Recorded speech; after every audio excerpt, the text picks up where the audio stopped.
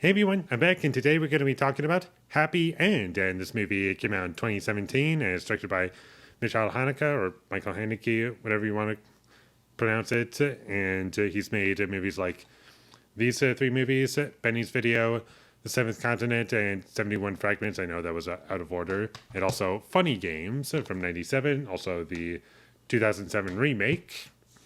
And he did Code Unknown, The Piano Teacher, Time of the Wolf, Cache, The White Ribbon, Amor, and now this. And that's everything that I've seen from him. I haven't seen any of the TV movies that he directed, but I believe this was the last movie that he made that I hadn't seen yet that was released theatrically.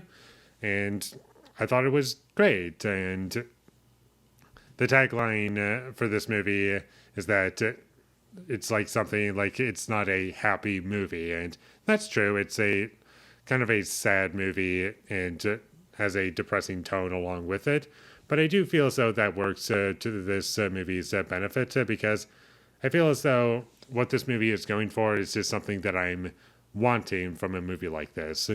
And like all of his movies, beautifully shot. I love the look of this movie, and every shot in this movie is done with intent, and there are plenty of shots that go on for a long time, and they don't feel as though they're just in the movie to show off, oh, look what we're doing here, and pay attention to what's being presented visually. It's actually, oh, there's an actual purpose, and what's being done is very impressive, and everything is being pulled off perfectly.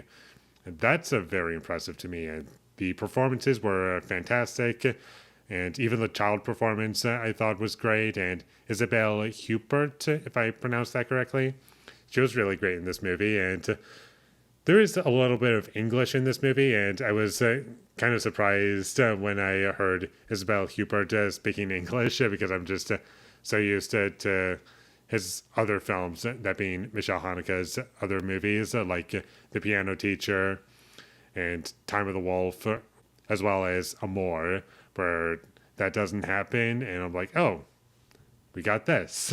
And it just took me off guard. Not saying that's a bad thing, it just was a little bit different from what I'm used to. And the story for this movie, it does take a long time for something to build, but I do feel as though it's always done with purpose, and by the end of the film, I was right. There was an eventual story that was being built to, and I was actually quite happy with how things turned out, and I was satisfied.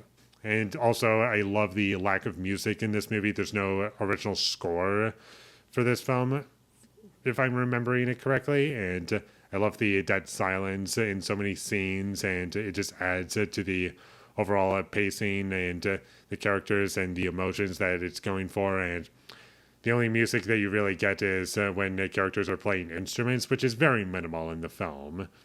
And I do love how social media is portrayed in this movie. I do feel as though it's pretty accurate to how social media actually is, and how it can be just like brain rot and all this kind of stuff. And I do like that about the movie. It felt like someone actually did their research and put in effort to make it authentic.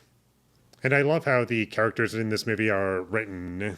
They can come across as kind of cold and distant, but not in a way that I feel is unnatural or doesn't make sense as to why a character is doing what they're doing.